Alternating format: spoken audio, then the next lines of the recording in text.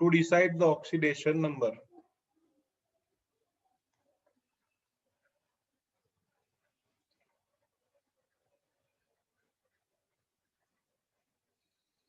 Okay, exceptional cases.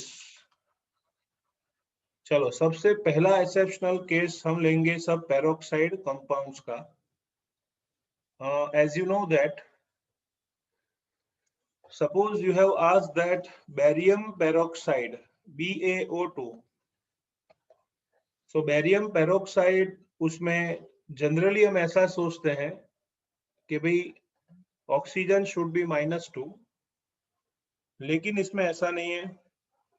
इसमें होता क्या है, BaO2 बेरियम पेरोक्साइड स्ट्रक्चर ही साइक्लिक है, और साइक्लिक स्ट्रक्चर होने की वजह से बेरियम तो अपने हिसाब से +2 ही होगा, क्योंकि सेकेंड ग्रुप का एलिमेंट कहीं भी जाए, मंगल ग्रह पे भी जाए, तो उसका चार्ज +2 ही होगा।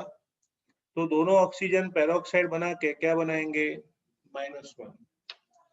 So first example is barium peroxide. दूसरा एग्जांपल है FeS2, ध्यान में रखना। ओके, FeS2, उसमें पेरोक्साइड नहीं पर सल्फाइड बॉन्ड होता है, पर सल्फाइड बॉन्ड। ओके, पर सल्फाइड बॉन्ड का मतलब है जब भी सल्फर के साथ सल्फर सिंगल बॉन्ड से जुड़े, ऑक्सीजन हो पेरोक्साइड, सल्फर हो पर सल्फाइड, ठीक है। इसमें भी Fe का ऑक्सीडेशन नंबर हम लेंगे बच्चों +2, सल्फर होगा -1, बराबर। तो पेरोक्साइड और पर सल्फाइड, उसमें ऑक्सीजन और सल्फर का ऑक्सीडेशन नंबर होगा -1। अब मुद्दे की बात है CrO5, उसमें क्रोमियम का ऑक्सीडेशन नंबर फाइंड करो। Okay, the students which are present now, they should concentrate on this type of exceptional cases. Find out oxidation number of CrO5, chromium pentoxide. तो जनरली आपको ऐसा लगेगा कि सर इसमें क्या लोचा है, इसमें कुछ है ही नहीं। क्रोमियम को X सपोज करो, 5 ऑक्सीजन है, तो 5 2 10, -10 is equal to 0। So X -10 is equal to 0। So X क्या हो गया, +10। Generally you will see chromium pentoxide, उसमें क्रोमियम का ऑक्सीडेशन नंबर हम +10 सोचते हैं, लेकिन बच्चों जान के आश्चर्य होगा, ऑक्सीडेशन नंबर कदापि कभी भी 8 से ज्यादा नहीं हो सकता। 8 से ज्यादा ऑक्सीडेशन नंबर पॉसिबल ही नहीं है, ठीक है ना। आप ही सोचो ना, ऑक्टेट रूल है, मतलब आउटर मोस्ट शेल में मैक्सिमम 8 इलेक्ट्रॉन होते हैं। अब 8 दे दे तो भी +8 होगा, +10 तो पॉसिबल नहीं है। इसका मतलब ये हुआ समथिंग लोचा हियर, एंड दैट लोचा is peroxide bond. That locha is peroxide bond, ठीक है। तो क्रोमियम पेंटोक्साइड CrO5, उसमें स्टूडेंट स्ट्रक्चर हमें ड्रॉ करना होगा, और याद भी रखना है, it has a beautiful butterfly structure. Chromium pentoxide को बटरफ्लाई स्ट्रक्चर होता है, ओके, ऐसा स्ट्रक्चर। तो इसका ऑक्सीडेशन नंबर नॉर्मल मेथड से नहीं किया जा सकता। Normal method is not useful for that. अब देखो, जो ऑक्सीजन पेरोक्साइड बॉन्ड में है, उसका ऑक्सीडेशन नंबर हम क्या लेते हैं बच्चों, -1। तो यहाँ पे मैं लिखूंगा -1 सभी जगह पे, और जो नॉर्मल ऑक्सीजन है उसका ऑक्सीडेशन नंबर आएगा -2। तो चलो, क्रोमियम के ऑक्सीडेशन नंबर को क्या कहेंगे, X। जिसका ऑक्सीडेशन नंबर फाइंड करना है उसे X कहेंगे, और 5 ऑक्सीजन है, उसको डिस्ट्रीब्यूट करेंगे 4 into oxygen +1 into oxygen is equal to 0, बराबर। रिश्ता वही, सोच नहीं, मेथड तो वही रहेगी, लेकिन चार्ज बदल गया ऑक्सीजन का। तो आपको देखना है, टोटल 5 ऑक्सीजन है, उसमें से पेरोक्साइड वाले कितने हैं, 1 2 3 4। तो चारों का अलग से ऑक्सीडेशन नंबर लिखो। नॉर्मल ऑक्सीजन का भी अलग से लिखो, ठीक है ना। अब वैल्यूज रखते हैं, x plus 4 into -1 plus 1 into -2 is equal to 0. So x plus minus -4 plus minus -2 is equal to 0. X minus 6 is equal to 0 implies x is equal to +6. x की वैल्यू होगी बच्चों +6. ओके, तो chromium pentoxide में chromium का oxidation number +6 होता है. Okay,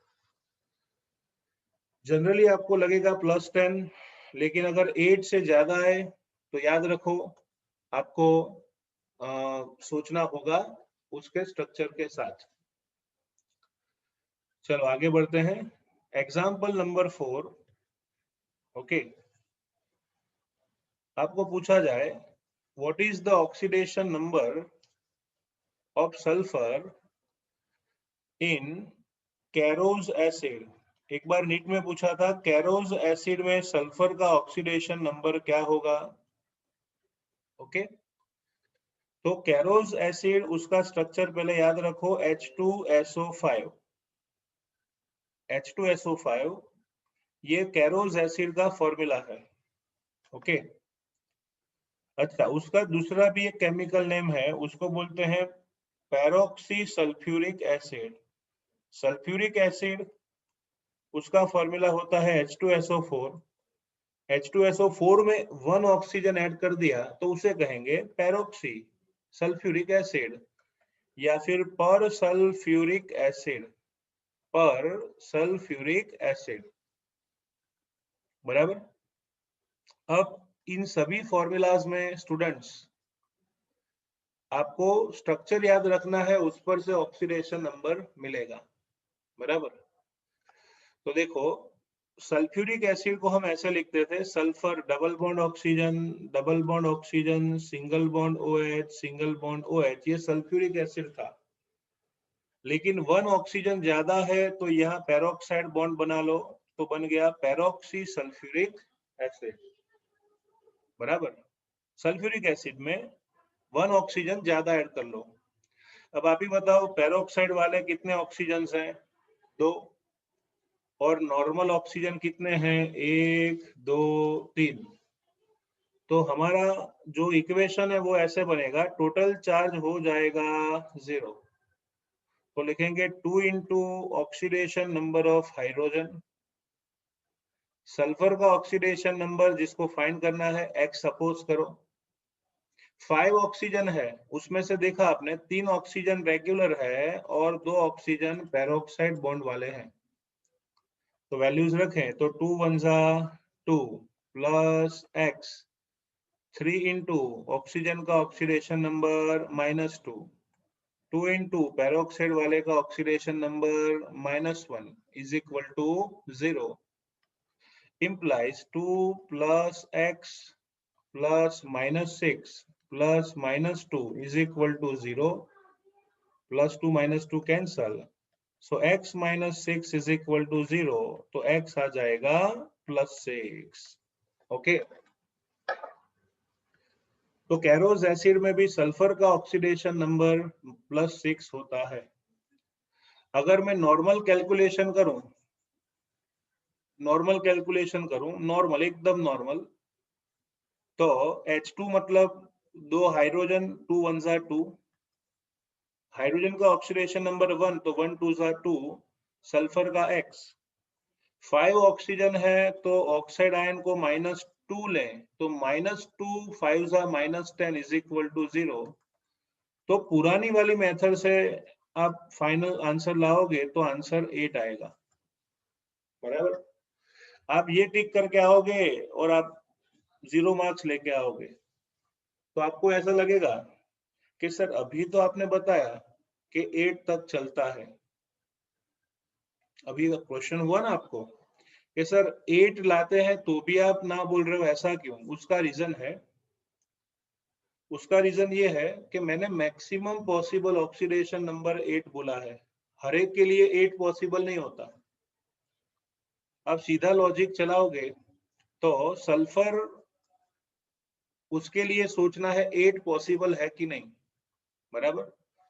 वैसे तो मैं आपको बताऊं ना, जितने भी टीचर्स हैं गुजरात लेवल के या एनसीईआरटी जेडब्ल्यू वाले भी, वो रट्टा ही मरवाते हैं कि भाई चलो ये 10 एग्जाम्पल एक्सेप्शनल केस है, याद रख लो। सभी ऐसा करवाते हैं।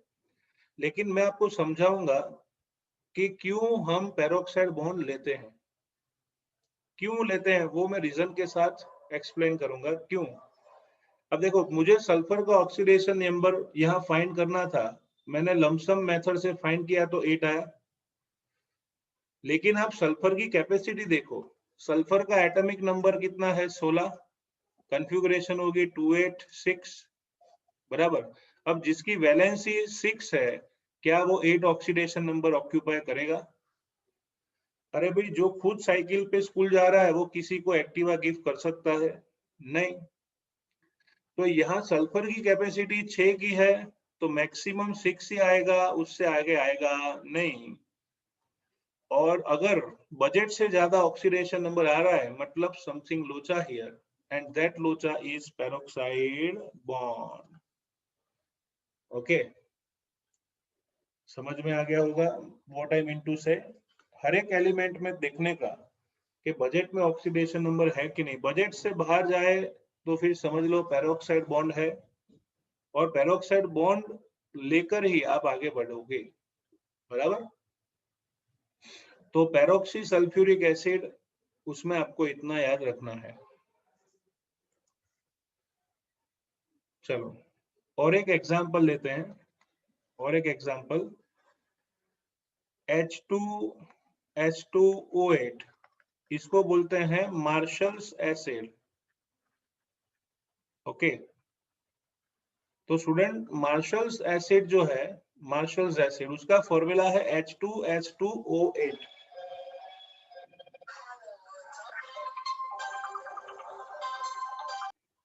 चलो, मार्शल्स एसिड जो होता है, वो मार्शल्स एसिड, उसका फॉर्मूला है H2H2O8, उसका नाम लिखते हैं peroxy disulphuric acid, disulphuric acid. I will give you some example of peroxide structures। उसके बाहर का किसी की ताकत नहीं आपको पूछ सके, फिर भी मैं ओरिजिन आपको समझा रहा हूं। इसको पेरोक्सी डाई सल्फ्यूरिक एसिड भी कहते हैं, परडाई सल्फ्यूरिक एसिड भी कहते हैं। सबसे पहले मैं बेसिक से आगे बढ़ूं अपनी नॉर्मल मेथड से, तो सल्फर का ऑक्सीडेशन नंबर फाइंड करना है तो कैसे करेंगे, देखो 2 इंटू हाइड्रोजन, उसका +1, 1 सल्फर X, तो 2 सल्फर आएगा 2X, 8 ऑक्सीजन है तो ऑक्सीजन का -2 इज इक्वल टू 0 हो गया। तो आप देखिए 2X + 2 - 16 is equal to 0, so 2X -14 is equal to 0, so 2X is equal to 14, तो X 7 आ रहा है। So if we take normal method, remember my words,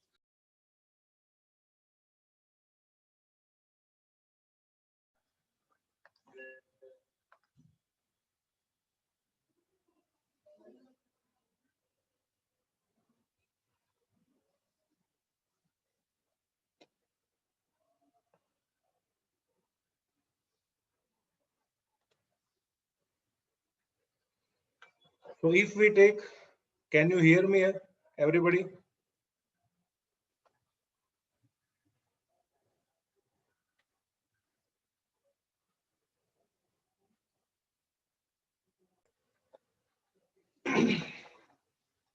सो अगर मैं नॉर्मल मेथड से इसका ऑक्सीडेशन नंबर फाइंड करूं तो 7 आ रहा है, मतलब सल्फर का बजट 6 का है लेकिन वो 7 ला रहा है, मतलब कुछ तो लोचा है, और वो लोचा क्या होगा, पेरोक्साइड बॉन्ड। इसलिए परडाई सल्फ्यूरिक एसिड, उसका स्ट्रक्चर सोचा जाता है sulphur double bond oxygen OH,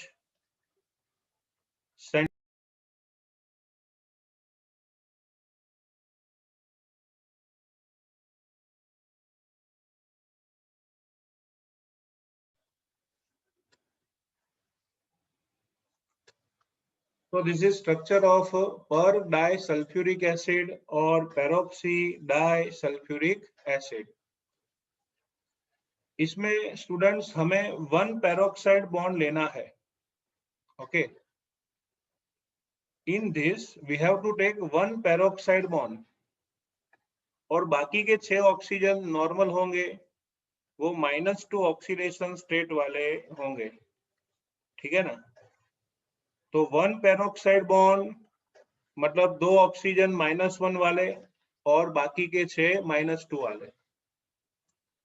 तो अगर मैं फॉर्मूला बनाऊं तो कैसे बनेगा? देखो, न्यूट्रल है तो सामने 0 लिख दो. सबसे पहले फॉर्मूला होगा 2 into oxidation number of hydrogen plus 6 into oxidation number of oxygen plus 2 into oxidation number of oxygen plus 1 sulphur का X, तो 2 सल्फर का क्या आएगा? 2X. चलो वैल्यूज रख देते हैं. 2 1 2, 6 into -2, पेरोक्साइड में ऑक्सीजन का charge -1 plus 2X is equal to 0. तो आप देख सकते हो +2 -2 कैंसल, तो बचा क्या? 2X - 12 is equal to 0. So 2X is equal to +12, ये सामने जाएगा. तो X वैल्यू यहाँ पे आएगी बच्चों +6. ठीक है ना. तो मार्शल्स एसिड हो मतलब पेरोक्सी डाइसल्फ्यूरिक एसिड हो तो उसमें सल्फर का ऑक्सीडेशन नंबर +6 लेना है. Okay, so this is other example of peroxide bond. तो याद रखो, बजट से बाहर ऑक्सीडेशन नंबर कभी भी जाए तो पेरोक्साइड बॉन्ड होता है. ये तो थे टेक्सुअल एग्जांपल्स. अब मैं आगे बढ़ता हूं. सपोज पूछा जाए पर नाइट्रिक एसिड, उसमें नाइट्रोजन का ऑक्सीडेशन नंबर क्या होगा? बच्चों, नाइट्रिक एसिड का फॉर्मूला होता है HNO3, लेकिन पेरोक्सी नाइट्रिक एसिड का मतलब HNO4. उसमें नाइट्रोजन का ऑक्सीडेशन नंबर फाइंड करना है. तो पहले उसका स्ट्रक्चर ड्रॉ करेंगे. देखो, nitrogen double bond oxygen single bond O, ऐसा स्ट्रक्चर था. और यहाँ पे OH था, इसे हम HNO3 कहते हैं, नाइट्रिक एसिड. लेकिन इस नाइट्रिक एसिड में ज्यादा ऑक्सीजन आ गया तो उसे बोलते हैं पेरोक्सी नाइट्रिक एसिड, HNO4. ठीक है. उसमें नाइट्रोजन का ऑक्सीडेशन नंबर आपको फाइंड करना है. तो देख के पता चलेगा कि